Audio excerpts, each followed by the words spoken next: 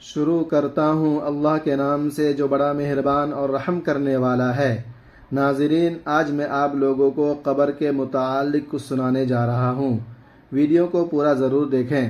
قبر کا موسم اور مردے کی پہلی حرکت۔ حضور صلی اللہ علیہ وآلہ وسلم نے فرمایا، جب مردے کو دفن کیا جاتا ہے تو وہ لوگوں کے قدموں کی آوازیں سنتا ہے، پھر مردہ اٹھ کر بیٹھ جاتا ہے اور اس کو قبر میں سورج ایسے دکھائی دیتا ہے جیسے غروب ہو رہا ہو۔ مردے سے جب کوئی سوال کیا جاتا ہے تو وہ مردہ کہے گا، پہلے مجھے نماز پڑھنے دو۔ بسم اللہ الرحمن الرحیم۔ حضرت ام سلمہ رضی اللہ تعالی عنہ کہتی ہیں کہ جب ام سلمہ رضی اللہ تعالی عنہ کی آنکھیں موت کے وقت پتھرا گئی تو رسول اللہ صلی اللہ علیہ وآلہ وسلم تشریف لے آئے اور اپنے ہاتھ سے ان کی آنکھیں بند کی، اور پھر فرمایا، جب روح قبض کی جاتی ہے تو اس کی بینائی بھی روح کے ساتھ چلی جاتی ہے۔ اب ام سلمہ رضی اللہ تعالی عنہ کے گھر والے یہ سن کر سمجھ گئے کہ حضرت ام سلمہ رضی اللہ تعالی عنہ کا انتقال ہو گیا ہے، اور وہ رونے لگے۔ آپ صلی اللہ علیہ وآلہ وسلم نے فرمایا، اپنے نفسوں پر بھلائی کے سوا اور کوئی دعا نہ کرو، اس لیے کہ اس وقت جو کچھ تمہاری زبان سے نکلتا ہے فرشتے اس پر آمین کہتے ہیں۔ اس کے بعد آپ صلی اللہ علیہ وسلم نے فرمایا، اے اللہ ام سلمہ کو بخش دے اور ان کا مرتبہ بلند فرما، ان لوگوں میں شامل کر جن کو راہ مستقیم دکھائی گئی، اور ان کے پسماندگان کو کارسازی فرما، اور اے تمام جہانوں کے پروردگار ان کو بخش دے اور ان کی قبر میں کشادگی فرما اور اس کو نور سے منور فرما دے۔ اس حدیث میں نبی کریم صلی اللہ علیہ وسلم نے حضرت ام سلمہ رضی اللہ تعالی عنہ کے لیے قبر کو کشادہ کرنے اور قبر کو نور سے منور کر دینے کی دعا فرمائی۔ ثابت ہوا کہ مومن کی قبر کو اللہ نور سے منور فرما دیتا ہے، اور کافر یا منافق کی قبر ظلمت سے بھر دی جاتی ہے اور اسے تنگ کر دی جاتی ہے۔ مرنے کے بعد انسان کو سب سے پہلے قبر کے مراحل سے گزرنا پڑتا ہے، اس لیے نبی کریم صلی اللہ علیہ وسلم نے اس خوفناک، خطرناک اور سخت حالات سے امت کو آگاہ فرما دیا۔ اس لیے آپ صلی اللہ علیہ وسلم نے فرمایا، اگر مجھے اس بات کا ڈر نہ ہوتا کہ تم مردے دفن ہی کرنا چھوڑ دو تو میں اللہ تعالیٰ سے دعا کرتا ہوں کہ وہ تمہیں بھی عذاب قبر سنا دے۔ یہ اس طرح کے میں سناتا ہوں۔ صحابہ کرام رضوان اللہ علیہم اجمعین بھی قبر کے تصور سے لرزہ رہتے تھے، ڈرتے رہتے تھے۔ بے شک رسول اللہ صلی اللہ علیہ وسلم نے ارشاد فرمایا، قبر آخرت کی منزلوں میں سے پہلی منزل ہے، بس جس نے اس منزل سے نجات پائی اس کی بعد کی منزلیں آسان ہو گئی، اور جس نے اس منزل سے نجات حاصل نہ کی اس کے بعد کی منزلیں سخت و دشوار ہوں گی۔ رسول اللہ صلی اللہ علیہ وسلم نے ارشاد فرمایا، میں نے کبھی کوئی منظر قبر سے زیادہ سخت نہیں دیکھا۔ حضرت ابو ہریرہ رضی اللہ تعالی عنہ فرماتے ہیں کہ رسول اللہ صلی اللہ علیہ وسلم نے فرمایا، مردے کو جب قبر میں ڈال کر لوگ واپس آتے ہیں تو وہ ان کے جوتوں کی آواز سنتا ہے۔ اگر وہ مردہ مومن ہوتا ہے تو نماز اس کے سر کے پاس، روزہ اس کی دائیں جانب، زکوٰۃ اس کے بائیں جانب، اور دوسرے نیک اعمال، صدقات و خیرات، صلہ رحمی اور لوگوں سے اچھا سلوک وغیرہ اس کے پاؤں کے گرد آ جاتے ہیں۔ جب اس کے سر کی طرف سے کوئی آتا ہے تو نماز اس کے قریب آنے سے روک دیتی ہے، اور اس کی دائیں جانب سے کوئی آتا ہے تو روزہ اس کو اپنے قریب آنے سے روکتا ہے اور آڑے بن جاتا ہے۔ جب بائیں جانب سے کوئی آتا ہے تو زکوٰۃ راستہ روک لیتی ہے اور اس کو قریب نہیں آنے دیتی۔ جب اس مردے کے پاؤں کی طرف سے کوئی آتا ہے تو اس کے نیک اعمال، لوگوں کے ساتھ حسن سلوک وغیرہ آڑے بن جاتے ہیں۔ پھر اس سے کہا جاتا ہے کہ بیٹھ جاؤ، چنانچہ وہ بیٹھ جاتا ہے۔ اس کو سورج ایسے دکھائی دیتا ہے جیسے غروب ہونے کو ہے۔ پھر اس سے کہا جاتا ہے کہ تم اس شخص کے بارے میں جو تم پر مبعوث ہوا تھا کیا کہتے ہو، اس کے متعلق کیا گواہی دیتے ہو؟ وہ کہتا ہے کہ مجھے ذرا نماز پڑھنے دو۔ اسے کہا جاتا ہے کہ تم عنقریب یہ کام کر لو گے۔ پہلے اس سوال کا جواب دو کہ تم اس شخص کے بارے میں جو تم میں مبعوث ہوا تھا کیا کہتے ہو اور کیا گواہی دیتے ہو؟ وہ کہے گا، یہ محمد صلی اللہ علیہ وسلم ہے، اور میں گواہی دیتا ہوں کہ وہ اللہ کے رسول ہیں، اللہ تعالیٰ کے پاس سے دین حق لے کر آئے ہیں۔ اس سے کہا جاتا ہے کہ اسی بات پر تم زندہ رہے اور اسی پر تمہاری موت آئی، اور انشاءاللہ اسی امر پر تم زندہ کر کے اٹھائے جاؤ گے۔ اس لیے اس کے لیے جنت کا دروازہ کھولا جاتا ہے، جس کو دیکھ کر اس کی خوشی میں اضافہ ہو جاتا ہے۔ پھر اس کے سامنے دوزخ کا دروازہ کھولا جاتا ہے اور اس کو کہا جاتا ہے کہ اگر تو نافرمانی کرتا تو دوزخ میں تیرا یہ ٹھکانہ اللہ نے تیار کیا تھا۔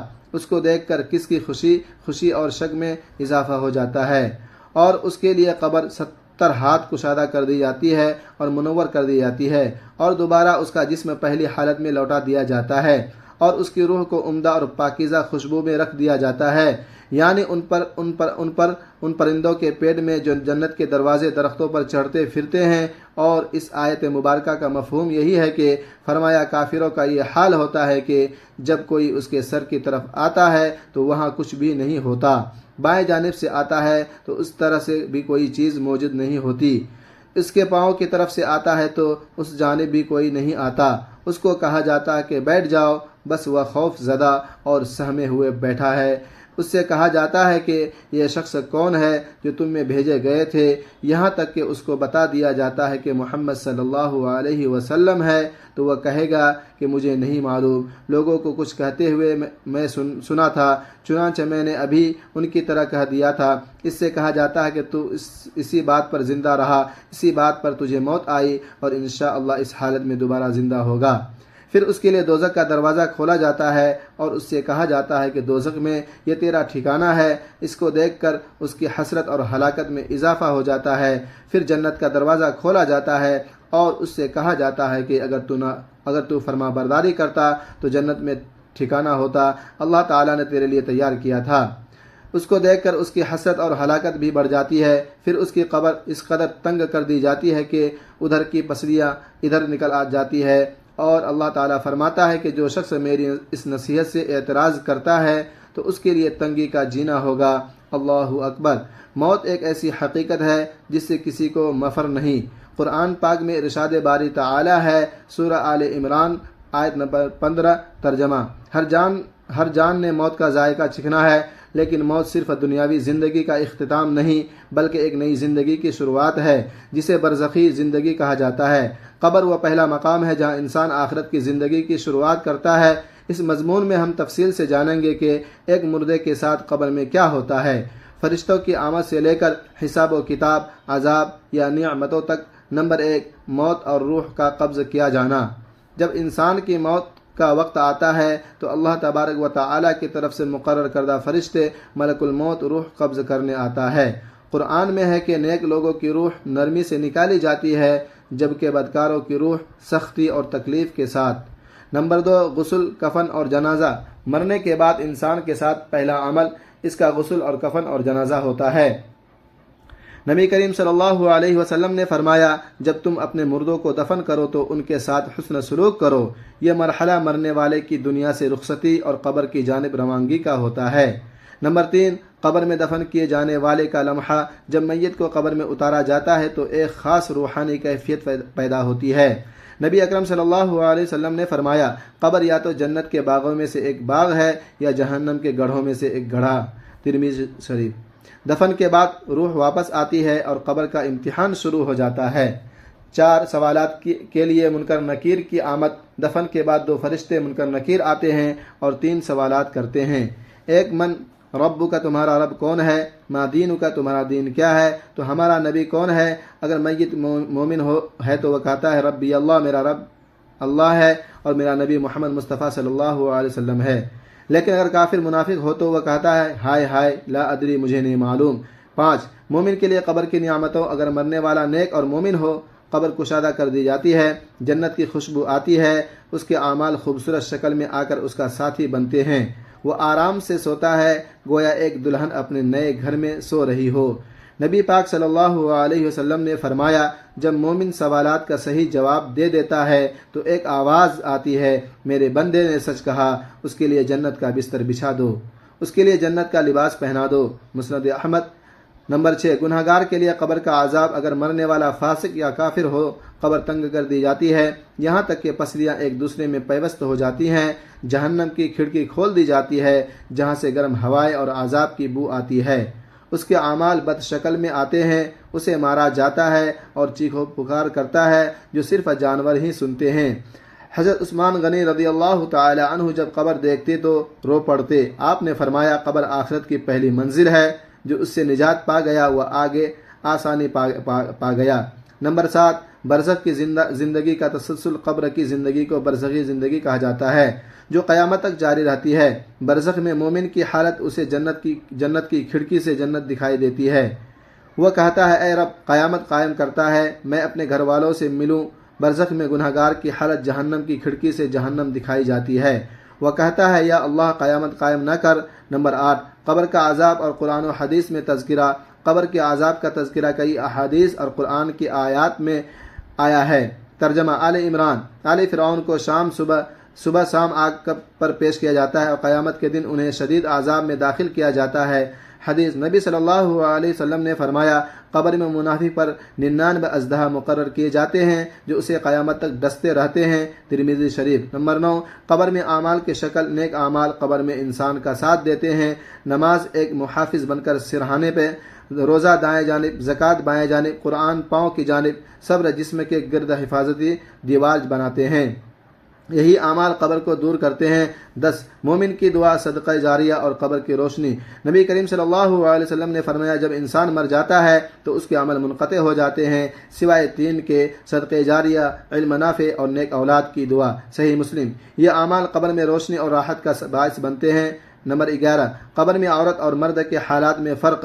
قبر کا حساب و کتاب مرد اور عورت دونوں کے لیے برابر ہے، لیکن بعض احادیث میں عورتوں کے مخصوص گناہ پر تنبیہ آتی ہے جیسے غیبت کرنا، شوہر کی نافرمانی۔ اسی طرح خواتین کو بھی جنت کی بشارت دی گئی ہے۔ نمبر 12 بچوں، شہداء اور انبیاء کی قبریں۔ بچے اگر نابالغ فوت ہو گئے ہوں تو انہیں عذاب نہیں ہوتا۔ شہداء ان کے جسم زمین نہیں کھاتی، ان کی روحیں سبز پرندوں کی طرح کی صورت میں جنت میں رہتی ہیں۔ انبیاء ان کے جسم سلامت اور وہ اپنی قبروں میں نماز پڑھتے ہیں۔ نمبر 13 قبر کی زیارت اور اس کے آداب۔ نبی پاک صلی اللہ علیہ وسلم نے فرمایا میں نے تمہیں قبروں کی زیارت سے منع کیا تھا، اب تم زیارت کیا کرو کیونکہ یہ آخرت کی یاد دلاتی ہے۔ مسلم شریف۔ آداب زیارت۔ قبر پر سلام کہنا، السلام علیکم، بلند آواز سے دعا نہ کرنا، قبر پر نہ بیٹھنا۔ نمبر 14 قبر کی وحشت سے بچاؤ کی دعا اور اعمال۔ نبی پاک صلی اللہ علیہ وسلم نے کئی اعمال، دعائیں تعلیم فرمائی جو قبر کے عذاب سے بچاتی ہیں۔ سورۃ الملک قبر کے عذاب سے نجات دلاتی ہے۔ ترمذی شریف۔ اے اللہ میں تجھ سے قبر کے عذاب سے پناہ مانگتا ہوں۔ 15 قبر کی حقیقت اور دنیا کی ثباتی۔ قبر ہمیں یاد دلاتی ہے کہ یہ دنیا فانی ہے، جو آج زندہ ہے کل مٹی تلے ہوگا۔ نبی اکرم صلی اللہ علیہ وسلم نے اکثر قبرستان جایا کرتے تھے اور صحابہ کو بھی یاد دہانی قرار دیتے تھے۔ قبر کی زندگی ہر انسان کے لیے ایک عظیم سبق ہے۔ یہ نہ صرف ہماری آخرت کی تیاری کا مرکز ہے بلکہ ہمیں دنیاوی زندگی کے مقصد کا ادراک بھی دیتی ہے کہ کامیاب وہی ہے جو اس دنیا میں اعمال صالح کر کے اپنے قبر کو جنت کے باغوں میں بدل دے۔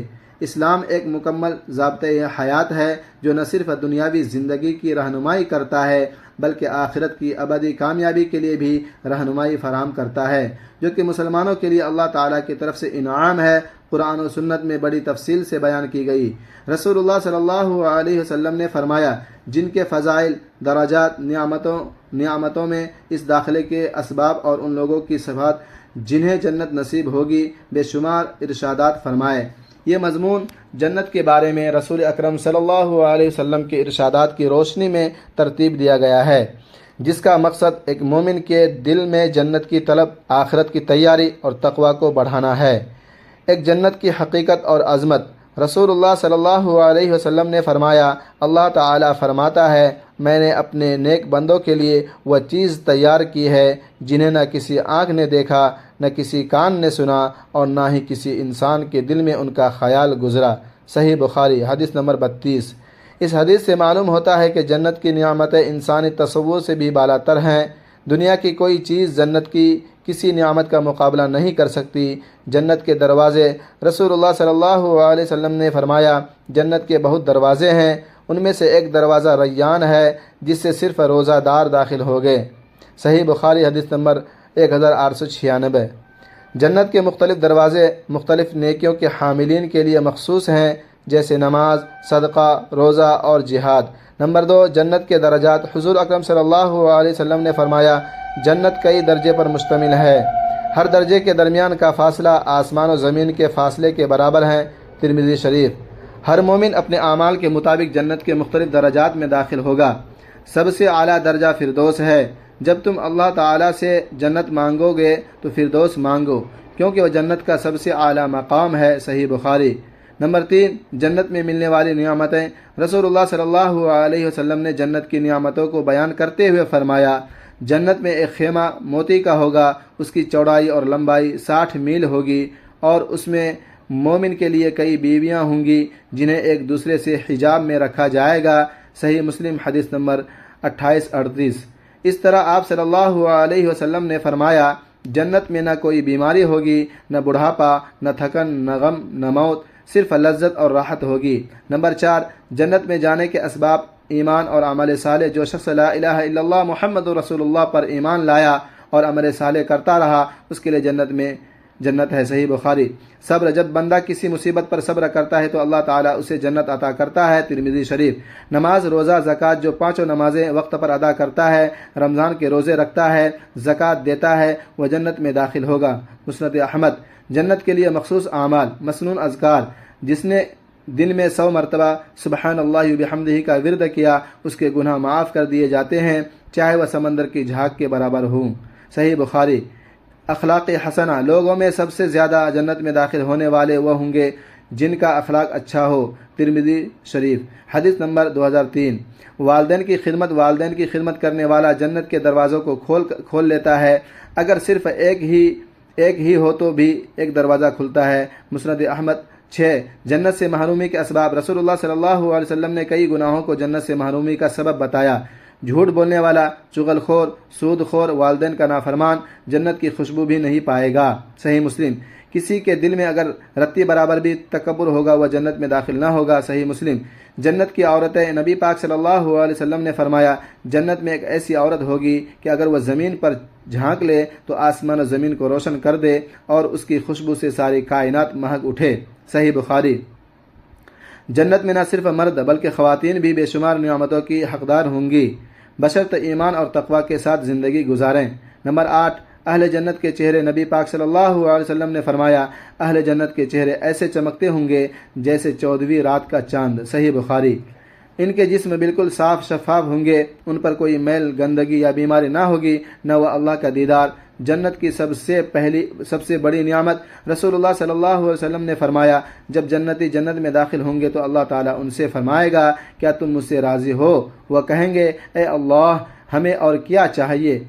تو اللہ تعالیٰ ان کے حجابات ہٹا دے گا اور وہ رب کا دیدار کریں گے۔ صحیح مسلم۔ یہ جنت کی سب سے بڑی اور عظیم نعمت ہوگی جو دنیا میں کسی بھی چیز سے زیادہ محبوب نہ ہوگی۔ نمبر 10، جنت میں داخلے کی خوشخبریاں۔ کئی صحابہ کرام رسول اللہ صلی اللہ علیہ وسلم کو جنت کی بشارت دنیا میں ہی دے دی تھی، جیسے حضرت ابوبکر صدیق رضی اللہ تعالی عنہ، حضرت عمر بن خطاب رضی اللہ تعالی عنہ، حضرت عثمان غنی رضی اللہ تعالی عنہ، حضرت علی رضی اللہ تعالی عنہ، حضرت طلحہ، حضرت زبیر، حضرت عبد الرحمن بن عوف، حضرت سعید بن زید، حضرت ابو عبیدہ بن جراح، حضرت سعد بن ابی وقاص عشرہ مبشرہ۔ وہ خوش نصیب صحابہ ہیں جنہیں دنیا ہی میں جنت کی ضمانت دے دی گئی ہے۔ رسول اللہ صلی اللہ علیہ وسلم کی احادیث سے ہمیں یہ سبق ملتا ہے کہ جنت کا حصول کسی معمولی عمل سے ممکن نہیں، بلکہ خالص پاکیزہ عمل اور اللہ تعالیٰ کی رضا کو مقدم رکھنے سے ہی حاصل ہوتا ہے۔ ہمیں چاہیے کہ دنیا کی فانی زندگی میں آخرت کے لیے محنت کریں، قرآن و سنت کی پیروی کریں اور جنت کو اپنا سب سے بڑا مقصد بنائیں۔ دعا ہے کہ اللہ تعالی ہمیں ان خوش نصیبوں میں شامل فرمائے جن کے لیے جنت میں اعلیٰ مقام تیار کیا گیا ہے، اور اللہ ہمیں رسول اللہ صلی اللہ علیہ وسلم کی رفاقت نصیب فرمائے۔ آمین۔ اللہ تعالی سے دعا ہے کہ وہ ہمیں عذاب قبر سے محفوظ فرمائے، نبی کریم صلی اللہ علیہ وآلہ وسلم کی شفاعت نصیب فرمائے اور ہمیں نیک پاک اور ان کی آل پاک سے سچی پکی محبت عطا فرمائے۔ آمین۔ ناظرین، کمنٹ باکس میں اللہ تبارک و تعالیٰ کے 99 ناموں میں سے ایک نام ضرور ٹائپ کریں۔ شکریہ۔ اللہ حافظ، اور دوستوں سے گزارش ہے کہ شیئر کرتے رہیں۔